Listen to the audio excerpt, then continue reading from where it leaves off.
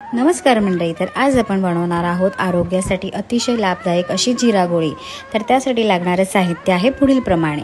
तर मी इथे 100 ग्राम जिरं, 250 ग्राम पिठी साखर, 200 ग्राम आमचूर पावडर, 100 ग्राम काळा नमक आणि 2 लिंबांचा रस घेतला आहे। तर सर्वप्रथम आपण बारीक गॅसवर जिरं छानपैकी असं भाजून घेऊ। त्यानंतर त्याला व्यवस्थित असं थंड करून घेऊ आणि मिक्सरमध्ये बारीक अशी त्याची पावडर करून घेणार आहोत।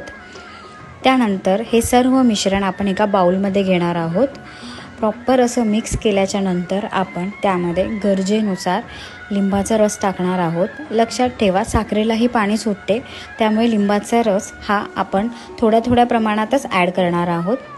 त्यानंतर व्यवस्थित असं ह्याचं छान असं मिश्रण करून त्याला आपण पिठासारखं मळून घेणार आहोत आणि मग आपल्याला आवडतील अशा नुसार आपण त्याच्या गोळ्या करून घेणार आहोत। लहान मोठ्या अशा गोळ्या करून घ्यायच्या आहेत व साखरेच्या पावडरमध्ये आपण त्याला एकदा छान असं मिक्स करून घेणार आहोत, जेणेकरून त्याला छान अशी कोटिंग बसेल।